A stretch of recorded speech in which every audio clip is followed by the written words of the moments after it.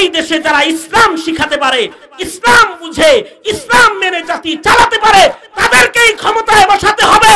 নর্তকী যারা পারে তাদেরকে ক্ষমতার চেয়ার দেওয়া যাবে না।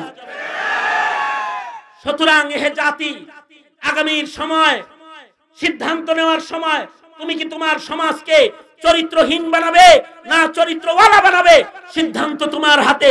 ভোটটা বুঝা হইনা দিও যে তোমার ভোটটা জালেম পাবে না আলেম পাবে, চোখ বন্ধ করে হিসাব করো। তোমার ভোটটা একজন কোরআনের খাদেম পাবে না কে পাবে, হিসাব করো। মুশতাকুন নবী কাসিমি বড় ভাই বড় সুন্দর করে বলেছেন, ডাক্তার না হয়ে যদি খালেদা জিয়া দেশ চালাইতে পারে, তাহলে আলেমরাও দেশ চালাইতে পারবে। পারবে না কেন? ইঞ্জিনিয়ার না হয়ে যদি দেশের ইঞ্জিনিয়ারিং উন্নতি খালেদা জিয়ার আমলে হয়ে থাকে, শেখ হাসিনার আমলে হয়ে থাকে, যদি উন্নতি যদি তাদের আমলে হয়ে থাকে, তাহলে আলেমরাও পারবে, আলেমরাও দেশ চালাবে। হ্যাঁ, চরিত্রবান লোকের সংখ্যা বাড়লে জাতি চরিত্রবান হবে। ঠিক না? ঠিক করে আওয়াজ করে বলেন। সুতরাং জাতিকে চরিত্র শিক্ষা দিতে, চরিত্রবান বানাতে আলেমদেরকে আগায় দিতে রাজি আছেন তো ইনশাআল্লাহ? রাজি আছেন তো ইনশাআল্লাহ? কারা কারা রাজি হাত তোলেন? আলেমদের সাথে কাজ করবেন তো ইনশাআল্লাহ? আলেম ওলামা যেখানে আমরা আছি সেখানে, আলেম ওলামা নাই যেখানে আমরা নাই সেখানে। আল্লাহুম্মা সাল্লি আলা মুহাম্মাদ ওয়া আলা আলি মুহাম্মাদ কামা সাল্লাইতা আলা ইব্রাহিম ওয়া আলা আলি ইব্রাহিম ইন্নাকা হামিদুম মাজিদ।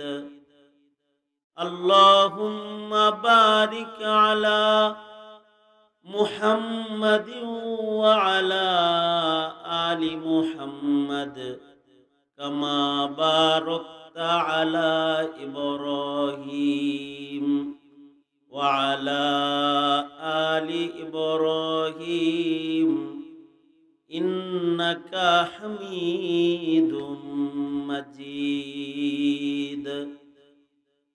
আলহামদুলিল্লাহ, নূরে মদিনা মাদ্রাসা আয়োজিত মহতি বার্ষিক দস্তারবন্দি সম্মেলনের মোহতারাম সাদার, মোহতারাম সভাপতি, উপস্থিত হযরত, বুজুর্গ, উলামায়ে কেরাম, সম্মুখপানে সমবেত দিন প্রিয়, ইসলাম প্রিয়, দিনদার ইমানদার মুমিন মুসলমান ভাইরা, পর্দার আড়াল থেকে আলোচনায় শামিল মা বোনেরা, বিশ্বজগতের মালিক, বিশ্ব প্রতিপালকের বিশ্ব দরবারে কালিমাতুশ শুকর, যে মহান রব্বুল আলামিন অত্যন্ত দয়া করে, মায়া করে, ভালোবেসে রহমতি বরকতি জান্নাতের টুকরা বাগানে উম্মতের ওলামায়ে দ্বীনদের সোহবতে আল্লাহ তাআলা আমাদেরকে নেক মজলিসে আসার বসার তৌফিক দান করেছেন। কালিমাতুশ শুকর পড়ি, শুকরিয়া আদায় করি, জবান খুলে ভক্তি ভরে সমস্বরে আওয়াজ করে সকলে মিলে বলুন আলহামদুলিল্লাহ। বিকাল থেকে শুরু করে হযরত উলামায়ে কেরাম গুরুত্বপূর্ণ নসিহা বয়ান আপনাদেরকে করেছেন। আমি বরকতের নিয়তে সূরাতুল কালাম থেকে 4 নম্বর আয়াত এবং 3 জায়গা থেকে হাদিসের খণ্ড আপনাদের সামনে পেশ করেছি।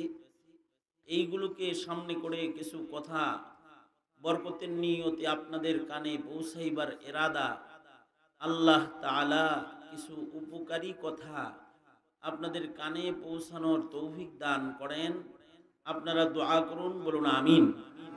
মুহতারাম হাজিরিন, এই পৃথিবীতে মানুষের চারিত্রিক অবক্ষয়, চারিত্রিক স্খলন, এটা বড় স্খলন এবং চারিত্রিক অবক্ষয় মানুষের জীবনের সবচেয়ে বড় অবক্ষয়। মানুষের চরিত্রের ক্ষতি সবচেয়ে বড় ক্ষতি। যার চরিত্র নষ্ট হয়ে যায় তার দুনিয়া এবং আখিরাত উভয়টাই বরবাদ হয়ে যায়। আর চারিত্রিক উন্নতি মানুষের জন্য সবচেয়ে বড় উন্নতি। যাদের চরিত্র সুন্দর হয়ে যায়, যার চরিত্র ভালো হয়ে যায়, তার দুনিয়া এবং আখিরাত উভয় জাহানের ইজ্জত হাসিল হয়ে যায়। চরিত্র গঠনের মাধ্যমে দুনিয়ার ইজ্জত এবং আখিরাত পরকালের ইজ্জত চরিত্রবান মানুষকে দেয়া হবে। চরিত্র গঠনের জন্যই আল্লাহ তাআলা যুগে যুগে নবী রাসূল প্রেরণ করেছেন। যখন মানুষের চারিত্রিক অবক্ষয় দেখা দিয়েছে, চারিত্রিক অবক্ষয় থেকে মানুষদেরকে উত্তোলনের জন্য আল্লাহ তাআলা যুগে যুগে নবী এবং রাসূল প্রেরণ করেছেন। যে সকল পয়গম্বর আলাইহিমুস সালামগণ, নবীগণ মানব সমাজে মানুষের চারিত্রিক উন্নতির মেহনত করেছেন। চরিত্র গঠন এর মাধ্যমে ব্যক্তি গঠন, সমাজ গঠন ও রাষ্ট্র গঠন, এটা চরিত্র সুন্দর করার মাধ্যমেই হয়। এজন্য আমাদের নবীজি বলেন, আমিও চারিত্রিক উন্নতি সাধনের জন্য, মানুষের চরিত্র ঠিক করার জন্য, চারিত্রিক গুণে মানুষকে ভালো মানুষ বানাইবার জন্য, উত্তম চরিত্র সর্বোচ্চ আখলাক মানুষকে শেখানোর জন্য নবীজি বলেন আমি আবির্ভূত। আল্লাহর রাসূল বলেন, আলা রাসূলুল্লাহি সাল্লাল্লাহু আলাইহি ওয়াসাল্লাম বুইসতু লিউতাম্মিমা মাকারিমাল আখলাক।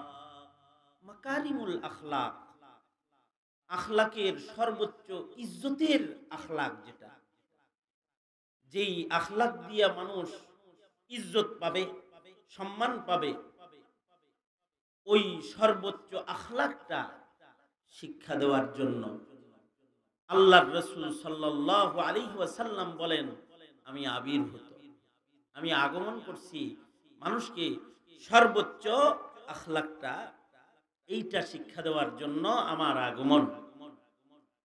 পৃথিবীতে যত নবী আসছে, বাবা আদম থেকে শুরু করে আমাদের নবী পর্যন্ত, সব নবী রাসূলগণ এরা সবাই জাতির চরিত্র ঠিক করছেন, চরিত্রের উপরে মেহনত করেছেন। আমাদের নবীজিও চরিত্রের মেহনতের জন্য, চরিত্র গঠনের জন্য, মানুষকে মনুষ্যত্ব শিখাইতে, চরিত্র শিখাইতে আল্লাহর রাসূল সাল্লাল্লাহু আলাইহি ওয়াসাল্লাম আগমন করেছেন। যিনি চরিত্রের শিক্ষক হবেন, মানুষকে সর্বোত্তম উঁচু চরিত্র যিনি শিক্ষা দিবেন, তার চরিত্র দুর্বল হইলে শিক্ষক হিসেবে তিনি প্রতিষ্ঠা পাবেন? এই কথা বলেন, পাবেন? পাবেন না। সুতরাং যিনি চরিত্র গঠনের শিক্ষক, তার শান আল্লাহ পাক সূরা কালামে বর্ণনা করেন, পয়গম্বর আপনি তো চরিত্র শিখাইবেনই, কারণ ইন্নাকা লাআলা খুলুকিন আযীম, আপনাকে সর্বোত্তম চরিত্র মাধুরী আমি দান করেছি, নিশ্চয়ই আপনি সর্বোত্তম চরিত্র মাধুরীওয়ালা পয়গম্বর। আল্লাহু আকবার বলেন। আপনার জন্যই সর্বোত্তম চরিত্র, খুলুকে আযীম, খুলুক হাসান, করিম, আযীম। করিম হাসান এর চেয়ে অনেক উঁচু আখলাক হলো খুলুকে আযীম। খুলুকে হাসান দিয়া, খুলুকে করিম দিয়া ওই জায়গায় পৌঁছা যায় না, খুলুকে আযীম দিয়া যেখানে পৌঁছা যায়। এই কারণে নবীজিকে খুলুকে আযীম দান করা হয়েছে। কেউ যদি খুলুকে হাসান, একজনকে খুলুকে হাসানের উদাহরণ হলো সে কিসাস গ্রহণ করে, কারিমওয়ালারাও কিসাস গ্রহণ করে এবং ক্ষমা করে।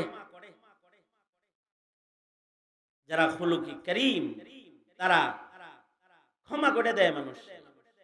খুলুকে হাসান, কেউ তাকে আক্রমণ করেছে, সে প্রতিশোধ নেয়, কিসাস আল্লাহর পক্ষ থেকে যতটুকু নেওয়ার অনুমতি আছে অতটুকু নিয়ে ফেলায়। এটা আখলাকের বাইরের জিনিস না। খুলুকে কারীম হলো না প্রতিশোধ গ্রহণ করে না, কিসাস নেয় না, বরঞ্চ তাকে মাফ করে। আর খুলুকে আজিম হলো প্রতিশোধ তো নেই না, ক্ষমা তো করে করে, উল্টা যে ক্ষতি করেছে তার উপকার করে। খুলুকে আজিম, ইন্নাকা লাআলা খুলুকিন আযীম। নবীজির সিরাত বললে, সিরাত শুনলে নবীজি যে আসলে খুলুকে আযীম এটা সুস্পষ্ট হয়ে যাবে। যেমন সিরাতের কিছু খণ্ড আপনাদের সামনে পেশ করি। যেমন আল্লাহর রাসূল একদিন এক জায়গায় আরাম করতেছেন, ঘুমাচ্ছেন, বিশ্রাম নিচ্ছেন। কাফের একটা আইসা নবীজির মাথা বরাবর খোলা তরবারি, ধারালো তরবারি নিয়ে দাঁড়ায় গেছে নবীজিকে মারতে। কিন্তু ঘুমন্ত মানুষকে মারা এটা কাপুরুষের আলামত। এ কারণে ইহুদি নবীজিকে ডাকতেছে, এই মুহাম্মদ, এই যে তরবারি লয়ে গলা বরাবর খাড়াইছি, ওঠো ওঠো, কে বাঁচাবে তোমাকে? মাইয়ামনিউকা মিন্নি, আমার এই তরবারির নিচ থেকে তোমাকে আজকে কে বাঁচাইবে? আপনারা বলেন তো, বাঁচানে ওয়ালা আসলে কে? জোরে বলেন, আওয়াজ করে জোরে বলেন, আরো জোরে করে বলেন। কেউ কাউরে বাঁচাইতে পারে? ভারত বাঁচাইতে পারবে? আমেরিকা বাঁচাইতে পারবে?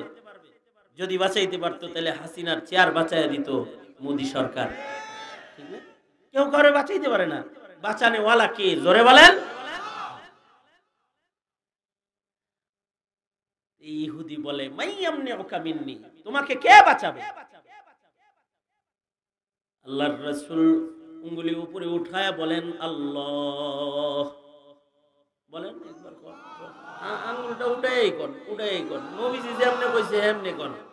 কে বাঁচাবে? কে বাঁচাবে? আল্লাহর রাসূল যে আল্লাহ শব্দ উচ্চারণ করেছেন, নবীজির মুখে উচ্চারিত আল্লাহ শব্দের রব, এর তাসির এত হয়েছে, ইহুদির হাত থেকে কাঁপতে কাঁপতে তরবারিটা মাটিতে পড়ে গেছে। শুয়ে থাকা পয়গম্বর শোয়ার থেকে উঠছেন, ইহুদির হাতের তরবারিটা পড়ে যাওয়া তরবারি নিজের হাতে নিয়া ইহুদির গলা বরাবর তরবারিটা ধইরার আল্লাহর রাসূল বলতেছেন, মাইয়ামনিউকা মিন্নি, এবার তোমাকে কে বাঁচাবে? ইহুদি তো ইহুদি, সে কয়, আনতা, আপনি বাঁচাইবেন, আপনি আমাকে বাঁচাবেন। আল্লাহর রাসূল তাকে বললেন, যাও, তোমাকে মাফ করে দিলাম। ইচ্ছা করলে এখন তোমার গলা কাটতে পারতাম।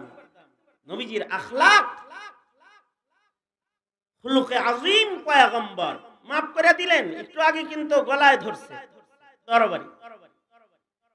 এ কারণে আল্লাহর রাসূল বলেন, এই মুআজ, তুমি কি চরিত্রওয়ালা হইতে চাও? তাহলে খুযিল আফওয়া ওয়া'মুর বিল উরফ, খুযিল আফওয়া ওয়া'মুর বিল উরফি ওয়া আ'রিজ আনিল জাহিলিন। মানুষকে ক্ষমা করতে থাকো, আফু দরগুজার হও। কেউ তোমাকে কষ্ট দিল, তারে মাফ করে দাও। ক্ষমা করা এটা একটা আখলাক, ক্ষমা করতে পারাটা আখলাক। মানুষকে মাফ করবা, বেশি বেশি ক্ষমা করবা। যারা ক্ষমাশীল হয় তারা আখলাকওয়ালা, আর যারা ক্ষমা করতে জানে না তাদের আখলাক ঠিক থাকে না। শেখ হাসিনা ক্ষমা করতে জানে নাই, আখলাক নষ্ট হয়ে গেছে। বাপে বলছে তো করে মাফ করে দিলাম, হে কয় না, যুদ্ধ অপরাধী আইন মাপ নাই।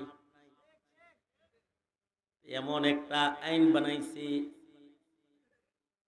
দুঃখজনক হলো ক্ষমা ভুলে গেলে মানুষ জালিম হয়ে যায়। এক সময় যুদ্ধ অপরাধী আইন বানায়া এক একজন যুদ্ধ অপরাধী ধরলেও বহু টুপি দাড়ি পাঞ্জাবি ওয়ালার উপরে এই আইন দিয়া জুলুম কইরা জালেম হয়েছে।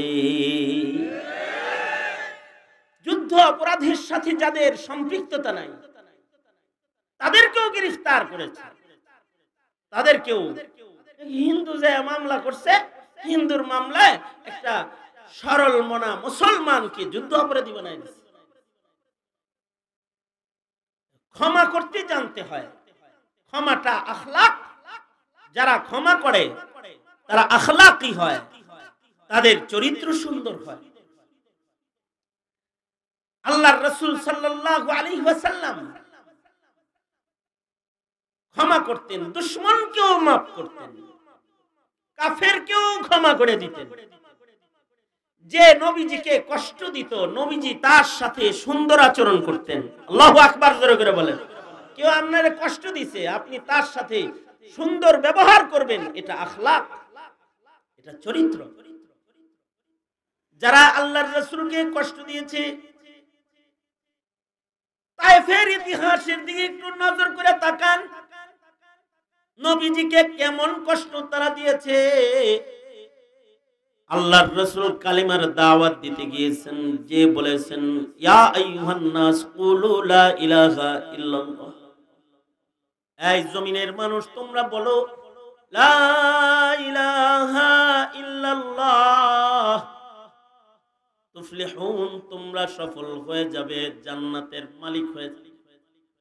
কারণ আল্লাহ পাকের ওয়াহদানিয়ত যারা স্বীকার করে, একবার যারা জবানে বলে লা ইলাহা ইল্লাল্লাহ মুমিনান বিকলবিহি দাখালাল জান্নাহ, যার মুখে একবার উচ্চারিত হবে লা ইলাহা ইল্লাল্লাহ, সে আল্লাহর জান্নাতে যাবে। আল্লাহর রাসূল এই কথাটা বলতে তায়েফে গেছেন, নবীজিকে এই পরিমাণ পাথর মারছে।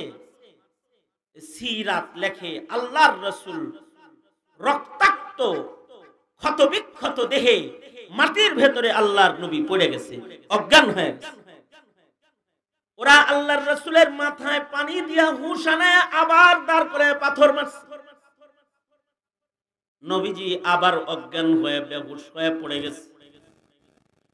ওরা এত বড় জালেম যে ওরা আবার রাসূলকে মাথায় পানি দিয়া হুশ আসছে, হাবিবে কিবরিয়াকে পাথর মেরে মেরে জখম করেছে, রক্তাক্ত করেছে। এ তায়েফে পাথরের আঘাতে নবীজির দেহে কেমন জখম হয়েছিল, আম্মা জান আয়েশা সিদ্দিকা রাদিয়াল্লাহু আনহা নবীজির পিঠ ডলে দিতেন, গোসল করাতেন, পিঠে তেল ডলে দিতেন। দিন আল্লাহর রাসূলের ক্ষত বিক্ষত দেহটা তেল দিচ্ছেন, আর আল্লাহর রাসূলকে বলতেছেন ওগো সরকার, ওগো সরদার, আপনার কি কখনো বসন্ত রোগ হয়েছিল নাকি? পিঠে এত কিসের দাগ? আল্লাহর নবী বলে আয়েশা, বসন্ত পয়গম্বরদেরকে মহান আল্লাহ দেন না, এটা বসন্তের কোনো দাগ না, এটা যে আমি তায়েফে মানুষকে আল্লাহর কথা বলতে গিয়েছিলাম, ওরা যে চতুর্দিক থেকে আমায় পাথর মারছে, এটা তায়েফের জালিম বাচ্চাদের নিক্ষিপ্ত পাথরের আঘাতের দাগ। কতটা পাথর মারলে যে পিঠ পিছনের অংশ ক্ষত বিক্ষত, এত দাগ বহুকাল পরেও বসন্তের দাগের মতো দেখা যায়, চাকা চাকা চাকা চাকা। এই পয়গম্বর খুলুকে আযীম, তিনি আখলাকওয়ালা পয়গম্বর। তিনি তায়েফে যখন অজ্ঞান হয়ে রক্তাক্ত পড়ে রইছেন, এত রক্ত ঝরছে আল্লাহর রাসূলের গায়ের থেকে যে নবীজির পা দুকা স্যান্ডেল দুইটা নবীজির পায়ের তালুর সাথে রক্ত জমাট বেঁধে রৌদ্রের তাপে শুকায় আটকায় গেছে। হযরত যায়েদ বলেন, নবীজির পায়ের জুতা খোলার জন্য আমি জুতা ধরে টান দিলে আল্লাহর রাসূল চিৎকার করে উঠে আর বলে যায় জুতা ধরে টান দিও না, জুতায় টান দিলে কলিজায় টান লাগে। এতটা রক্ত আল্লাহর রাসূলের গায়ে থেকে ঝরেছে। ফেরেশতা এসে বলে, সরকার গো, আপনার গায়ের ঝরার রক্তের এই দৃশ্য দেখে আল্লাহ তাআলা এই পাহাড়ের ফেরেশতা আমাকে পাঠিয়েছেন। আপনি যদি আদেশ করেন তাহলে দুই পাহাড়কে চাপা দিয়া তায়েববাসীকে জমিনের সাথে আমি মিশায়া দিব। একটু অনুমতি দেন। তায়েববাসী যারা আপনাকে আক্রমণ করেছে, আঘাত করেছে, পাথর মেরেছে, ওগরে দুই পাহাড়ের চাপা দিয়া মাটির সাথে নিঃশেষ করে মিশায়া দেই। ফেরেশতা এ আবেদন করলেই সরওয়ারে দু আলম নবী ফেরেশতাদের লগে কথা কয় না, হাবিবুল্লাহ আল্লাহর সাথে কথা কয়। খুলুকে আজিম পয়গম্বর দুইটা হাত আল্লাহকে তুইলা আল্লাহকে ডেকে ডেকে বলে, ওগো আল্লাহ, ওরা আমারে চিনে নাই, ওরা যদি চিনতো আমি কে তাইলে আমাকে পাথর মারত না। আল্লাহ, তুমি আমার এই কওমকে মাফ করে দাও, ওরা আমারে চিনে নাই, ওদেরকে ক্ষমা করে দাও। শুধু তাই নয়, এক বর্ণনায় আছে আল্লাহর রাসূল বলেন, আল্লাহ গো, ওদেরকে হালাক করে দিলে কালেমার দাওয়াত কার কাছে দিমু? ওদের খানদান থেকে তো এক সময় উচ্চারিত হবে লা ইলাহা ইল্লাল্লাহ মুহাম্মাদুর রাসূলুল্লাহ। এটা হলো আখলাক। খুযিল আফওয়া ওয়া'মুর বিল উরফি ওয়া আ'রিজ আনিল জাহিলিন। জাহেলদের কার্যক্রমে খুলুকে আজিম হলো জাহেলদের উপরে প্রতিশোধ নেওয়ার জন্য উঠা পড়া লাগে যায় না, বরঞ্চ তাদেরকে মাফ করে দেয়, তাদেরকেও মাফ করে দেয় এবং তাদের সাথে উত্তম মুআমালা করে। তারা খারাপ করে আর তার সাথে উত্তম মুআমালা করে। আল্লাহর রাসূল এ কারণেই বলেন, আখলাকি হতে চাও, সিলমান কাতাআকা ওয়াফু আম্মান যালামাকা ওয়া আহসিন ইলা মান আসাআ ইলাইক। যে তোমার সাথে সম্পর্ক ছিন্ন করে তুমি তার সাথে সম্পর্ক গড়ো। ওয়াফু আম্মান যালামাকা, যে তোমার উপরে জুলুম করে তুমি তাকে মাফ করে দাও। ওয়া আহসিন ইলা মান আসাআ ইলাইক, যে তোমার ক্ষতি করতে এগিয়ে আসে তুমি তার উপকারে আগায়া যাও। আল্লাহু আকবার কবীরা। সে তোমার ক্ষতি করতে চায়, তুমি তার উপকার করো। খুযিল আফওয়া, এটা আখলাক। ওয়া'মুর বিল উরফ, ভালো কাজের নির্দেশ করা আখলাক। ওয়া আ'রিজ আনিল জাহিলিন, জাহেলের কথায় কান দিতে নাই। জাহেল তো কত কিছুই কয়, তাদেরকে অ্যাভয়েড করে চলো। এই কথা আল্লাহও কয়, ওয়া ইবাদুর রহমান ওয়া ইবাদুর রহমানিল্লাযীনা ইয়ামশুনা আলাল আরদি হাওনা ওয়া ইবাদুর রহমানিল্লাযীনা ইয়ামশুনা আলাল আরদি হাওনা ওয়া ইযা খাতাবাহুমুল জাহিলুন ওয়া ইযা খাতাবাহুমুল জাহিলুনা ক্বালু সালামা। আল্লাহ তাআলা বলে, আমি রহমানের গোলামদের একটা গুণ, জমিনে তারা হাঁটে বিনয়ের কদম ফেলে, বিনয়ের সাথে হাঁটে তারা, ওরা আখলাক। আর তাদের যদি জাহেলরা কিছু বলে, জাহেলদের কথায় কর্ণপাত করে না। কেউ তাদের গালি দিলে পাল্টা গালি তারা দেয় না, তারা শান্তি কামনা করে, সালাম দিয়ে বেরিয়ে চলে যায়। এরকম নম্রতা, ভদ্রতা, এটা হলো আখলাক। খোদার কসম, ইসলামের মহাবিজয় তরবারি এর ধার দিয়ে নয়, ইসলামের মহাবিজয় অর্থকরী সম্পদ দিয়ে নয়, ইসলামের মহাবিজয় হয়েছে আখলাক দিয়ে, চরিত্র দিয়ে। চরিত্রের দ্বারা ইসলামের মহাবিজয় মহান আল্লাহ দান করেছে। কাফেররা মুসলমানের চরিত্র দেখে দেখে কালেমা পড়ে তারা মুসলমান হয়ে দলে দলে ইসলামের পতাকা তলে জায়গা নিয়েছে। কাফেররা মুশরিক যারা তারা মুসলমানের আখলাক দেখে দেখে কালেমা পড়েছে, আর তোমার আমার আখলাকের অবনতি এখন এই পরিমাণ হয়েছে যে মুসলিম ঘরে জন্ম নিয়ে কাফেররাই ভালো। বিদেশ থাকে তো কয় হুজুর ওরাই ভালো, খালি একটাই সমস্যা, ঈমান নাই। ওরাই ভালো, ওরা চুরি করে না, ওরা বাটপারি করে না, ওরা ঘুষ খায় না, ওরা সুদ খায় না, ওরা মানুষের উপরে অত্যাচার করে না, ওরা কাউকে গাল দেয় না, ওরা কারোর উপরে জুলুম করে না, ওরা হেসে হেসে কথা কয়, ওদের মুখের মিষ্টি কথা শুনলে দিল তুষ্ট হয়ে যায়। ওরা দুই নাম্বারই করে না, দুই নাম্বার দিয়া এক নাম্বার কয় না, ওরা মানুষকে ধোঁকা দেয় না, ওরা ভালো। ওরা তো আমাদের আখলাক লয়ে গেছে গা, ওরা ভালো, ওরা ভালো। ওরা কি ভালো? ওদের ঈমানই নাই, কিন্তু আচরণের কারণে মুসলিম হয়ে সে কাফেরের গুণ গায়, আর নিজের মুসলমান জাতিকে ওরা গালি দেয়। দিবে না কেন? মুসলিম হিসেবে আমরা জাতি গঠনে চরিত্র গঠন তো নয়, চরিত্রকে বরবাদ করার পদক্ষেপ ধাপে ধাপে আমরা করে আমাদের মুসলিম সমাজকে আমরা তছনছ করে তাদেরকে দুর্নীতিতে এক নাম্বার বারবার বানাইছি। বারবার দুর্নীতিতে এক নাম্বার। এদের প্রশংসা কিভাবে করা যায়? এরা জাতির সাথে প্রতারণা করে, এরা মুসলিম দেশে মুসলমান মিল্লাতের সাথে প্রতারণা করে। এই প্রতারক অথবা এই দুশ্চরিত্র যারা, তারা আবার এই সমাজটাকে দুশ্চরিত্র বানাতে চায়। সমাজের প্রত্যেকটা মানুষের চরিত্র নষ্ট করে এদেরকে ইনসানিয়তের বাউন্ডারির বাইরে নেওয়ার চক্রান্ত তারা করে। আমরা তাদের তালেও তো তাল দিয়ে যাই, কারণ আমরা আখলাক কি জিনিস এটা চিনার মতো মাদ্দা এখন আমাদের ভেতরে যেন নাই। ভালো আর মন্দ, হালাল আর হারাম, ন্যায় আর অন্যায় বুঝার যোগ্যতা মুসলিম সমাজের মুসলমানের কাছ থেকে ধীরে ধীরে ধীরে ধীরে উঠে যেতে শুরু করেছে, উঠে যাচ্ছে। আখলাক নাই। অথচ ইসলামের মহাবিজয় অস্ত্রে নয়, ইসলামের মহাবিজয় যেটা, এটা চরিত্রের কারণে হয়েছে।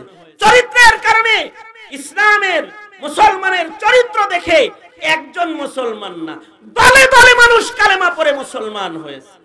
হাদিসে আছে আল্লাহর রাসূল সাল্লাল্লাহু আলাইহি ওয়াসাল্লাম মসজিদে নববীতে বসে আছে। আমি এখনকার মসজিদে নববীর কথা বলছি না, আমি তখনকার মসজিদে নববীর কথা বলছি। এখনকার মসজিদে নববী এইটার আকর্ষণ যদি এত হয় যে সারা দুনিয়া থেকে মানুষ গিয়ে এই মসজিদে এক রাকাত নামাজ পড়ার জন্য যদি পাগল হয়ে যায়, তাইলে ওই দিনের 1400 বছর আগের মসজিদে নববী, যেই মসজিদে নববীর মুয়াজ্জিন হলেন হাবশী বিলাল, যার আজান না হলে আরশে আজিম পর্যন্ত আজানের আওয়াজ যায় না। আল্লাহু আকবার, জোরে করে বলেন আল্লাহু আকবার। আর যেই মসজিদের ইমাম হলেন সাইয়্যিদুল মুরসালিন, ইমামুল মুরসালিন মুহাম্মদুর রাসূলুল্লাহ সাল্লাল্লাহু আলাইহি ওয়াসাল্লাম, তিনি ইমামতির মুসল্লায় দাঁড়িয়ে মুসল্লিদের নামাজকে পরিচালনা করেন। তিনি যখন নামাজের সালাম ফিরায়া মুসল্লিদের দিকে ঘুরে বসে যায়, তো সাহাবীরা নবীরে এক নজর দেখা দুই দিনের ক্ষুধার জ্বালা পেটে থাকলে সেটাও নিভে যায়। আমি সেই মসজিদের কথা বলছি। আল্লাহর রাসূল সাল্লাল্লাহু আলাইহি ওয়াসাল্লাম যখন এই মসজিদে নববীর ইমাম, আল্লাহর নবী মসজিদের ইমাম, আল্লাহর রাসূল নামাজের পরে বসে আছেন, সাহাবায়ে কেরাম সরওয়ারে দু আলম নবীর চেহারা তাকায় তাকায় দেখতেছেন। নবীজি সাহাবায়ে কেরামদেরকে কথোপকথন করছেন, শরিয়াত শিক্ষা দিচ্ছেন।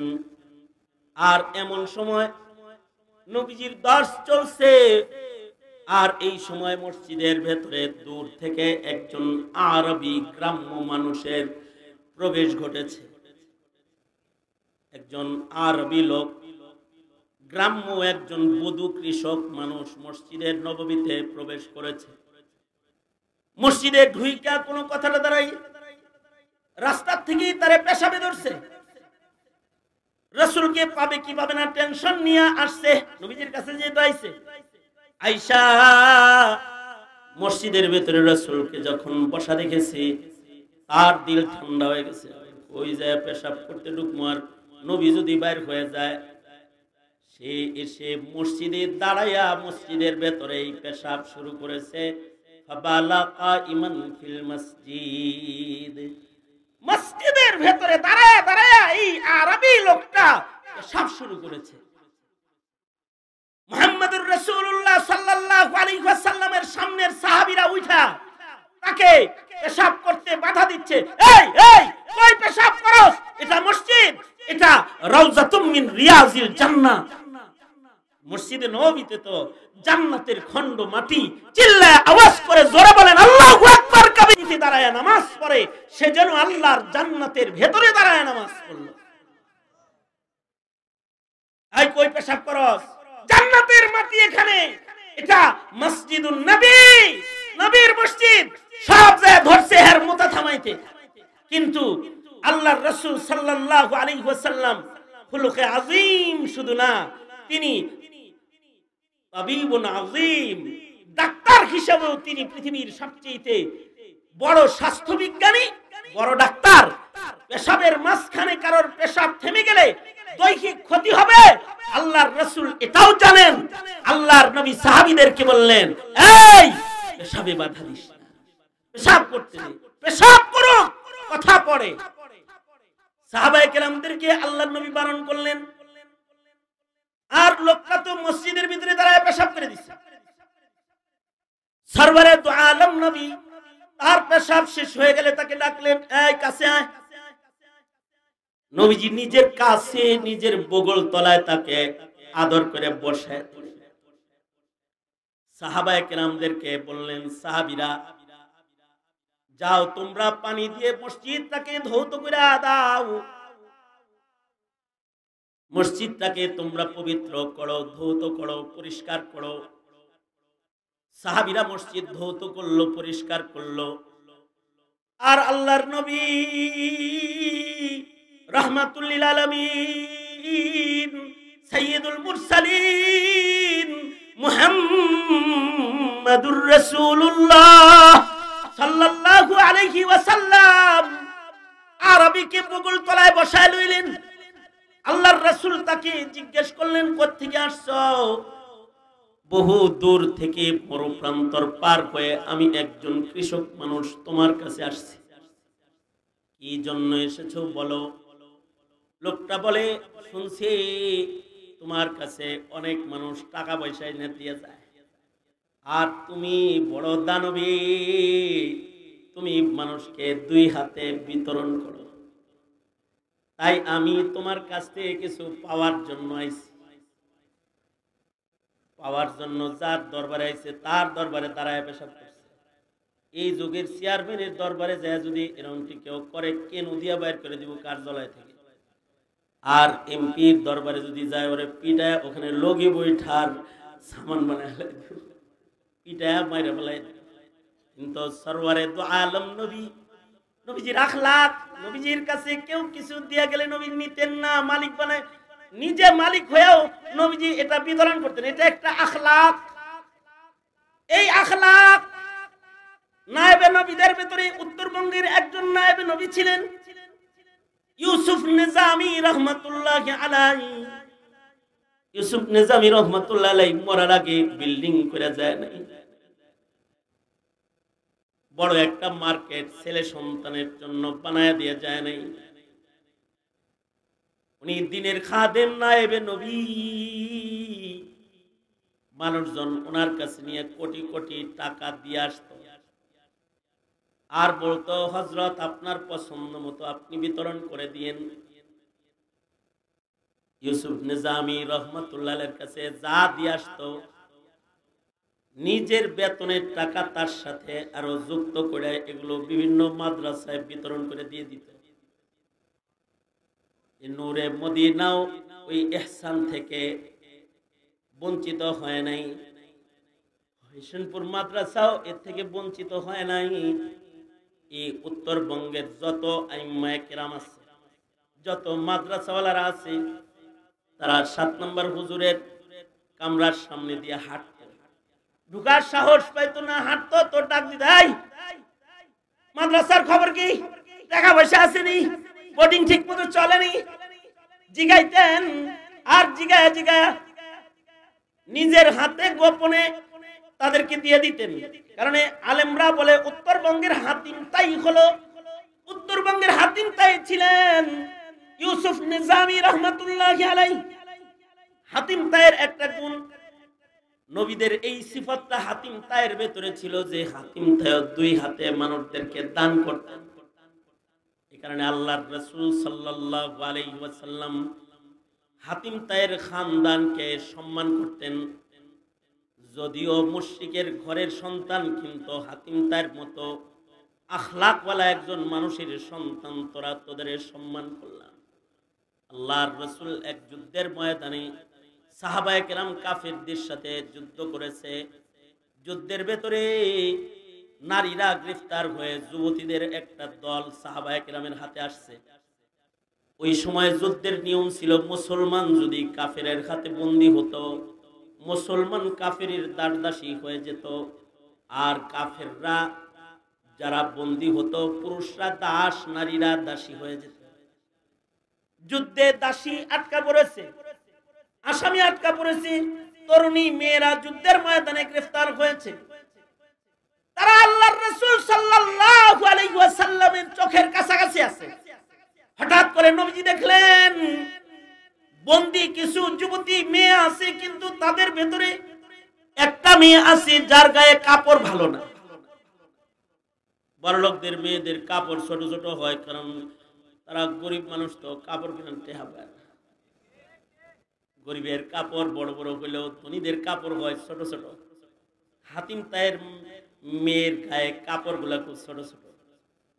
অর্ধলঙ্গ দেহ, অর্ধলঙ্গ দেহ। আল্লাহর রাসূল সাল্লাল্লাহু আলাইহি ওয়াসাল্লাম সাথে সাথে আল্লাহর নবী, নবীজির কাছে নারীর কত সম্মান।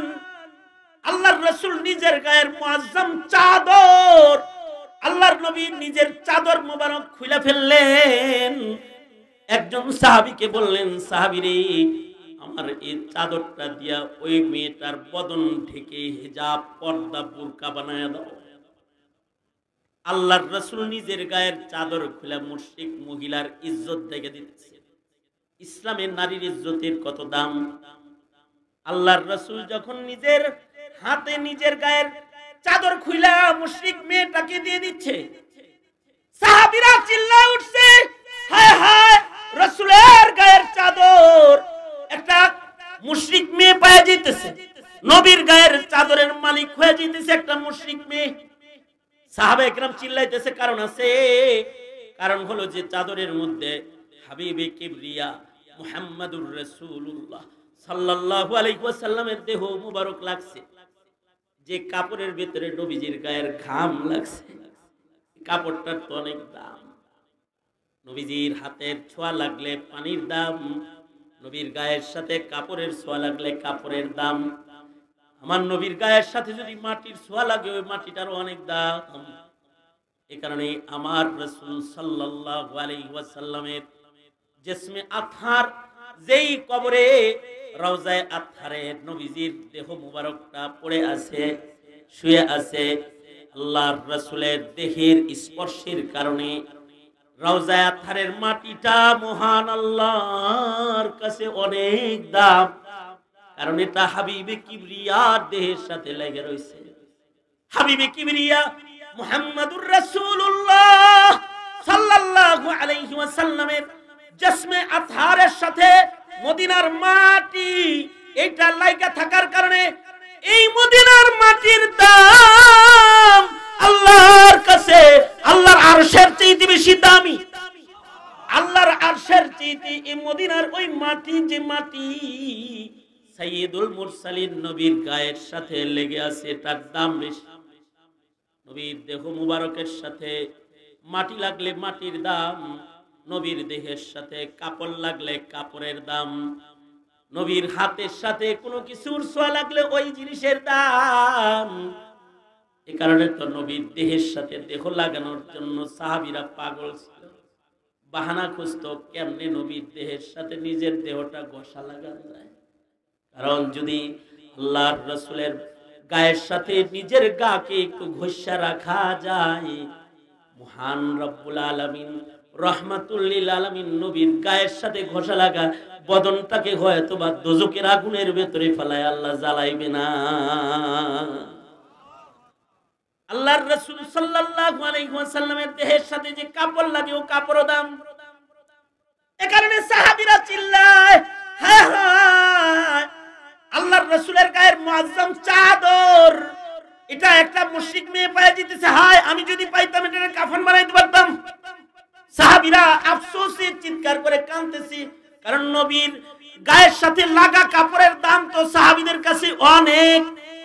যেমন উম্মে হাবিবা রাদিয়াল্লাহু আনহা, হযরত আম্মা জান উম্মে হাবিবা যখন মদিনাতুল মুনাওয়ারাতে নবীজির কাছে থাকতেন, আবু সুফিয়ান মাঝে মধ্যে নিজের মেয়েরে দেখার জন্য, তখন আবু সুফিয়ান মুসলমান হয় নাই, পীর মুহাব্বতে মাঝে মধ্যে মক্কা মুআজ্জামা থেকে মদিনায় যায় চুপি চুপি নিজের মেয়েকে রাসূলের ঘরে দেখে আসতেন।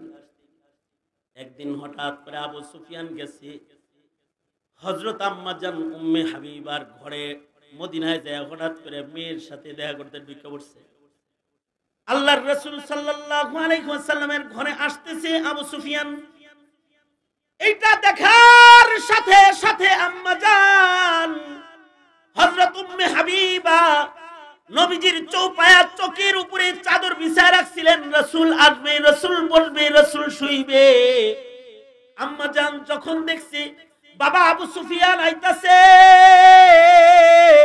সাথে সাথে যে চাদরটা বিছানায় রাসূলের জন্য বিছায় রাখছে, নিজের হাতে আম্মা জান হযরত উম্মে হাবিবা চাদরটাকে টান দিয়ে বিছানা থেকে উঠায় ফেলেছে। আবু সুফিয়ান ভেতরে ঢুকে কাণ্ডটা দেখে ফেলেছে, মেয়ে আমি ঘরে এসেছি, চাদর বিছাইব দূরের কথা, চাদর টান দিয়ে সে উঠায় ফেলেছে। কোনো কথা না বলে সরাসরি বলতেছে, মেয়েরে বাপ হিসেবে তুই আমার পেয়ে কন্যা, তোকে দেখতে আমি আসলাম। ঘরের দরজায় দাঁড়ায় দেখলাম বিছনায় সুন্দর একটা চাদর বিছানা ছিল, চাদরটারে তুই টান দিয়া উঠায় ফেললি। কিরে মেয়ে, চাদরটারে উঠাইলি কেন এটা আগে বল। চাদরের ভেতরে কি এমন কোনো কিছু ছিল যেই চাদরে আমি বসা ঠিক না, নাকি আমার মতো মানুষের জন্য ওই চাদরটা এত বেশি দামি চাদর যে এই চাদরে তোর বাবার মতো কম দামি মানুষ বসানো উচিত না? কোন কারণে উঠাইলি? আমি চাদরের উপযুক্ত না নাকি চাদর আমার উপযুক্ত না, এটা আগে বল। এই কথা যখন আম্মা জান হযরত উম্মে হাবিবাকে আবু সুফিয়ান বলছে, আম্মা জান পিতারও সম্মান, স্বামীরও সম্মান। পিতা কাফের হইতে পারে, তারপরেও তো পিতার একটা দাম আছে। মাথাটা নিচের দিকে দিয়া আম্মা জান চোখের পানি ছেড়ে দিয়ে কয়, বাবা এমন একটা চাদর বিছায়া দরজায় দাঁড়ায় অপেক্ষা করতেছিলাম, যেই চাদর আমার নবীর পছন্দের চাদর, যে চাদরে আমার রাসূল ঘুমায়। বাবা গো, যে চাদরের সাথে আমার নবীর গায়ের ছোঁয়া আছে, যে চাদরে সাইয়্যিদুল মুরসালিন রাহমাতুল লিল আলামিন নবী ঘুমায়, আরাম করে, সাইয়্যিদুল মুরসালিন নবীর শোয়ার পছন্দের চাদরের সাথে কোন মুশরিক বাবার গায়ের ছোঁয়া লাগুক, এটা একজন ইমানদার হিসেবে আমি বরদাস্ত করতে পারি না। এই কারণে আমার নবীর সম্মানে বাবা চাদরটাকে টান দিয়ে উঠায় ফেলেছি, মাফ করে দিও। আল্লাহর রাসূলের সাথে কোনো কিছু লাগলে এটা এরকম দামি হয়, এটা এত দামি হয়, নবীজির নিসবতেরও অনেক দাম। এ কারণেই তো ১৫০০ বছর পরে আমরা দুনিয়াতে আসলেও জান্নাতে যাব সবার আগে, কারণ আমাদের সাথে সাইয়্যিদুল মুরসালিন নবীর নিসবত লাগা আছে যে আমরা উম্মতি মুহাম্মাদীর দপ্তরে আমাদের নাম চিল্লায় জোরে আওয়াজ করে বুলন্দ আওয়াজে উচ্চ স্বরে জবান খুলে সকলে মিলে বলেন আলহামদুলিল্লাহ। নবীজির নিসবতের তো দাম। আল্লাহর রাসূল সাল্লাল্লাহু আলাইহি সাল্লাম নিজের গায়ের চাদর খুইলা মুশরিকের ইজ্জত ঢাকার জন্য দিয়া দিছে। আল্লাহর নবী মুশরিকের ইজ্জত রাখতেছি, আর তুমি তোমার সন্তানরে এতটুকু আদর্শ শিখাও নাই যে তোমার সন্তান মুসলিম ঘরে জন্ম হয়েও মুসলমানের বুরকা ধরে শিক্ষাঙ্গনে টানাটানি করে। সমাজের বুরকাওয়ালা ইজ্জতওয়ালা নারীদেরকে তোমার সন্তান তিরস্কার করে, বুরকাওয়ালি বলে ডাক দেয়, কখনো হিজাব ধরে টান দেয়। এতটাই নিম্নে আসলো, মুসলিম হয়ে মুসলমানের ঘরের ভাই বোনের ইজ্জত, মুসলিম নারীর ইজ্জত সম্ভ্রম রক্ষা করার ক্ষমতা মুসলমানের নাই। পক্ষান্তরে মুহাম্মাদুর রাসূলুল্লাহ সাল্লাল্লাহু আলাইহি ওয়াসাল্লাম নিজের গায়ের মুআজ্জাম চাদর একটা মুশরিকের ইজ্জত ঢাকার লেগা বুরকা বানায়া দিয়ে দিতেছে। সাহাবীরা চিল্লায়, হায় হায়, নবীর গায়ের চাদর একটা মুশরিক পায়া গেল রে। আল্লাহর রাসূল সাহাবীদেরকে বলে, নারী মায়ের জাত, এদের বড় দাম, আওয়াজ করো না, তার পর্দা হতে দাও, তার দেহ ঢাকতে দাও। সাহাবিনিয়া রাসূলের গায়ের চাদরটা মেয়েটাকে পরায়া দিছে। মেয়েটাকে রাসূল চিনে না, তার খোলা দেহ, এটা দেখেই তার ইজ্জত ঢাকতে নিজের গায়ের চাদর দিয়ে দিছে। মেয়েটা আবার চাদর দিয়ে নিজের মুখটা ঢাইকা সুন্দর করে আবরু করে বুরকা বানায় ঢাইকা ঢুইকা ধীরে ধীরে ধীরে ধীরে আমার নবীর কাছাকাছি এসেছে। এসে বলে, আল্লাহর নবী, আপনি কি আমাকে চিনছেন? আমি কিন্তু আরবের এক মশহুর মানুষের কন্যা, আমার বাবার নাম হাতিম তাই, আমার ভাই আদি, সেও গ্রেফতার হয়েছিল যুদ্ধে, সে পলায়ন করে বাড়ি চলে গেছে, সে চতুর, সে চলে গেছে, আমি যেতে পারিনি, আমি গ্রেফতার। আমি কিন্তু বাবা হাতিম তাইয়ের সন্তান, আমার বাবার নাম হাতিম তাই। আল্লাহর রাসূল সাথে সাথে বললেন, তোমার বাবা মুশরিক হলেও একজন চরিত্রবান মানুষ ছিল, যে সে পরের উপকার করত, সাখী ছিল। খায়রুন নাস মাইয়ানফাউন নাস, মানুষের দ্বারাই যে মানুষ উপকারী হয় সে মানুষটা ভালো মানুষ, দামি মানুষ, বড় মানুষ। তোমার বাবা সাখী মানুষ ছিল, তুমি তার কন্যা। জি, আমি হাতিম তাইয়ের কন্যা।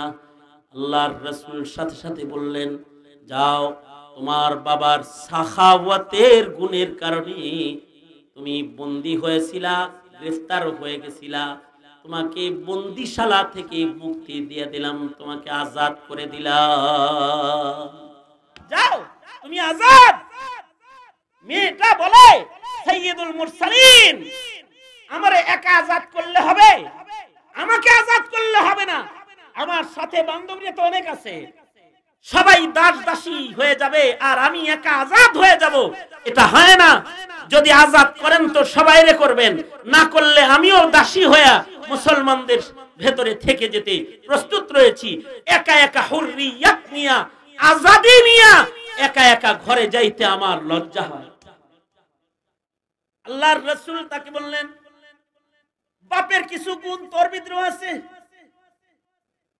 डॉक्टर इकबाल बोले, बाप का इल्म ना अगर बेटे पर असबर हो तो पिसर काबिल मीरा से पिदर क्यों कर हो।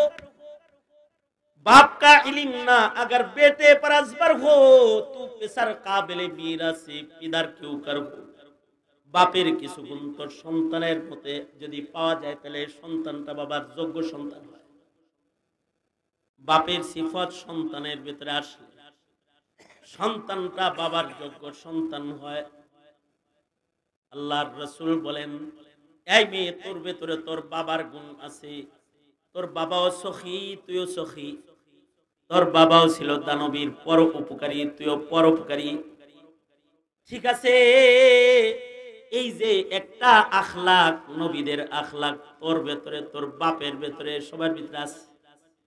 এই আখলাকটার কারণে তোকে মুক্ত করে দিলাম তোর বাবার সাখাওয়াতের কারণে, আর তোর সাথী বান্ধবীদেরকে মুক্তি দিয়ে দিলাম তোর সাখাওয়াতের কারণে।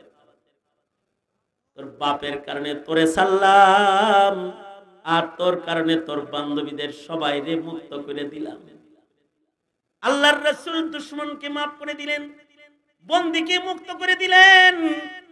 সরওয়ারে দু আলম মুহাম্মদুর রাসূলুল্লাহ সাল্লাল্লাহু আলাইহি ওয়াসাল্লামের এই আখলাক দেখা হাতিম তাহের মেয়ে নবীজির আরো কিছু সামনে আগে এসে বলে, সরকার গো, দুনিয়ার জেলখানা থেকে মুক্তি দিলেন, দোজখের জেলখানা থেকে মুক্তিটা দিবেন না আমারে?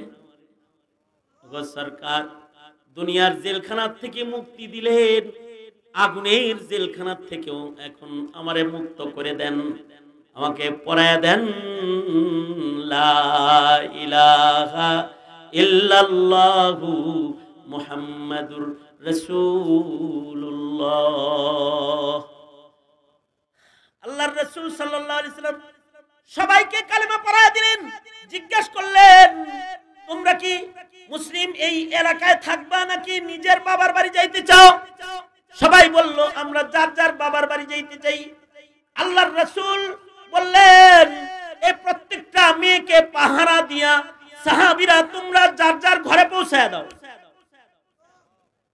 সব মেয়েদেরকে পাহারা দিয়া নিরাপদে ইজ্জত হিফাজত করে সকলকে যার যার ঘরে পৌঁছায় দিলেন।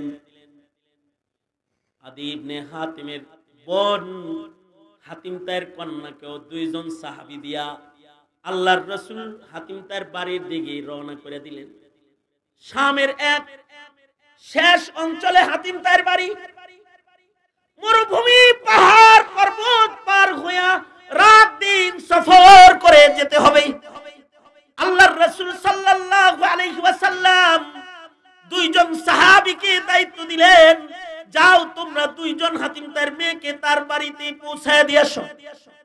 দুইজন সাহাবী রাত দিন মরুভূমিতে হাইটা পাহাড়ের চিবাচাপা জঙ্গল পার হয়ে কয়েকদিন সফর করে হাতিম তার মেয়েকে দুইজন সাহাবী গার্ড দিয়া হাতিম তার বাড়ি পর্যন্ত পৌঁছায় দিলে, হাতিম তার মেয়ে যখন নিজের বাবার বাড়ির দরজায় দাঁড়ায় নিজের ভাই আদিকে ডাক দিয়েছে, আদি ভাই তুমি পালায় এসেছো, আর মহান আল্লাহ আমাকে নিয়ে এসেছে। আদি ঘর থেকে বের হয়ে বলে, কেমনে আসলি তুই? মহিলা মানুষ একা একা এত পথ? ভাই একা আসি নাই, এই দুই যুবক আমার সাথে এসেছে, আমাকে দিয়ে গেছে। আদি বলে, সাবধান, আর এক কদম সামনে আগাবি না। আমার বাবার ঘরে যার ইজ্জত রাস্তায় লুণ্ঠিত হয়েছে এমন নারীর জায়গা নাই। কারণ দুইজন যুবকের সাথে মরুভূমি, জঙ্গল, পাহাড় পর্বত পার হইয়া রাত দিন অন্ধকার আলোয় সফর করে তুই বাড়ি আইছস। এই দুই যুবক মিলা না জানি রাস্তায় কত জেনা ব্যভিচার তোর সাথে করেছে। তোর মতো বোনকে আমি আমার ঘরে জায়গা দিতে পারবো না। যা, চলে যা, বেরিয়ে যা। যার সাথে রাস্তা চলছস, যাদের সাথে পথ চলছস, যাদের সাথে রাস্তায় ফুর্তি করেছিস, তাদের সাথে চলে যা। এবার কিন্তু হাতিম তায়ের কন্যা গরম হয়ে গেছে, মাথা উঁচু করে বলে, ভাই নিজের মতো সবাইকে ওজন করিস না। ভাই একটু থাম, তোর জবানটাকে একটু বন্ধ কর। কাদেরকে তুই ইজ্জত হরণকারী যুবক বলস? এরা মুহাম্মদুর রাসূলুল্লাহ সাল্লাল্লাহু আলাইহি ওয়াসাল্লামের হাতের মুসলমান। এরা নবীর কাছ থেকে চরিত্র শিক্ষা, চারিত্রিক গুণের মানুষ তারা।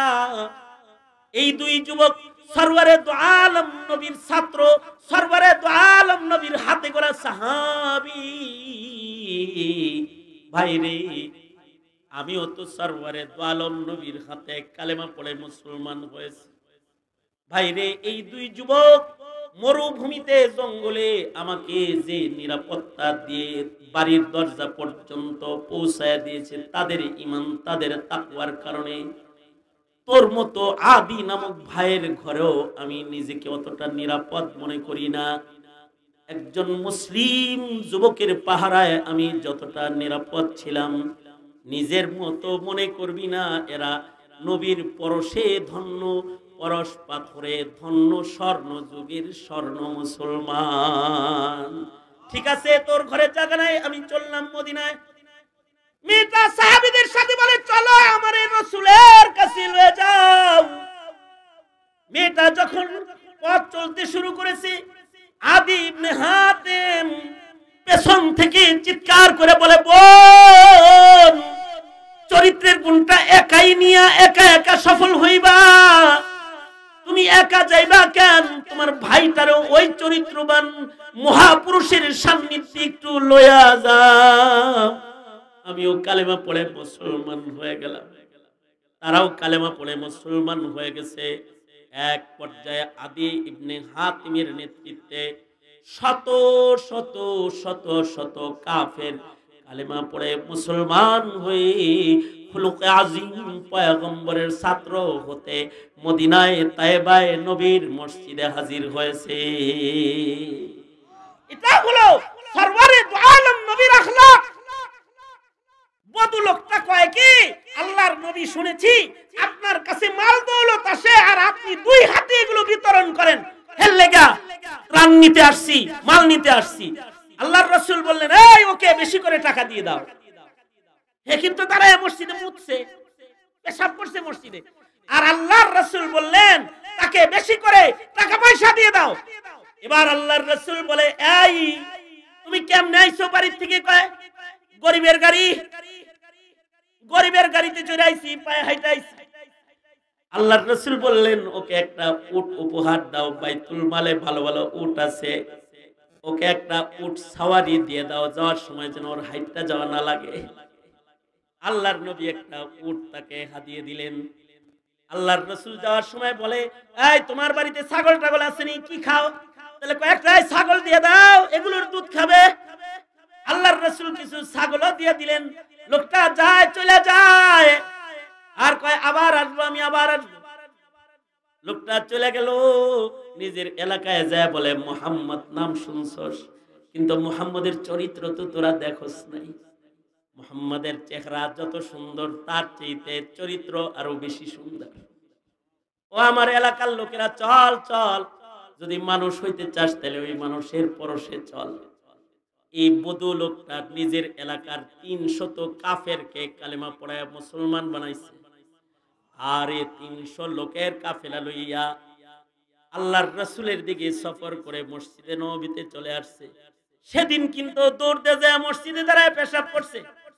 আজকে দরজা দাঁড়ায় ইশারা করতেছে, ও সাইয়্যিদুল মুরসালিন, আমার দিকে একটু তাকান, আমি কিন্তু ওই যে সে আসছি, আমি কি একটু ভিতরে ঢুকবো? ঢুকো ঢুকো। 2 হাত রাসূল বিছায়া দিয়েছে। বদলোকটা কয়, সরকার গো, একা আসি নাই, আমার খানদানের, আমার বংশের 300 কাফের মুসলমান বানায় লইছি। আল্লাহর নবী, আমরা সকলেই কি ঢুকবো? আল্লাহর রাসূল সকলকে ঢোকার অনুমতি দিলেন। সবাই নবীজির কাছ থেকে আখলাক শিখে মানুষ হয়ে গেল। আল্লাহর রাসূল বলে, আমার পরশে যে সাহাবীগুলা ধন্য হয়েছে, আসহাবি কান্নুজুম বিআইহিম ইক্তাদাইতুম ইহতাদাইতুম। এটা হলো চরিত্রওয়ালা মানুষ। এই চরিত্রকে নষ্ট করার জন্য কাফের বেদিনরা আমার দেশে ক্ষমতাধর এজেন্ট প্রস্তুত করে। সেই এজেন্টের একটা ছিল শেখ হাসিনা। সে গান পূজাকে সাধুবাদ জানাতো আর চরিত্র গঠনকারী আলেমদেরকে জেলখানায় পাঠাতো। তার ওই মামলায় আমিও ছিলাম জেলখানায়। হায় হায় হায় হাসিনা, তোর জ্বালায় বাংলাদেশ বাঁচে না। এর জ্বালা যন্ত্রণায় তাবলীগ জামাতের চরিত্র হরণ হলো। এই হাসিনা ফেসিবাদের আমলেই দাওয়াত ও তাবলীগের বিশ্ব ইজতিমার শান্তিপূর্ণ ময়দান লুগি বৈঠিয়া হাতে নিয়ে আওয়ামী লীগ ঢুকে পাগড়িওয়ালা টুপিওয়ালা পাঞ্জাবিওয়ালা মুসলমানদেরকে শহীদ করলো, বিকলাঙ্গ করলো, রক্ত দিয়ে দাওয়াত তাবলীগের ঐতিহ্যের জমিন বিশ্ব ইজতিমাকে লাল করলো। আলেমরা যারা জাতির কাছে চরিত্রের কথা কয় তাদেরকে জেলখানায় বন্দী করলো, আর যারা হুকুম দিয়ে মানুষ মেরে রাজপথকে রক্তাক্ত করে তাদেরকে লিডারশিপ দিয়ে দিল, এমপি বানালো, মন্ত্রী বানালো। যোগ্য শাইখুল হাদিসের গায়ে জেনার কাদা লাগাবার চেষ্টা করলেও যারা নর্তকী, যারা দেহ ব্যবসায়ী, নায়ক নায়িকার আসন দখল করে এদেশের মানুষের চরিত্র যারা হরণ করেছে, এই শেখ হাসিনা মুদির বান্দি, সে এদেশের নায়িকা আর নায়ক আর গায়িকাদেরকে সংসদের আসন পর্যন্ত দিয়ে দিল। শেষ বেলায় ফেসিবাদ পরাজয় বরণ করলো, আওয়ামী লীগ দেশ ছেড়ে পালালো। কিন্তু এখন যাদের রক্তের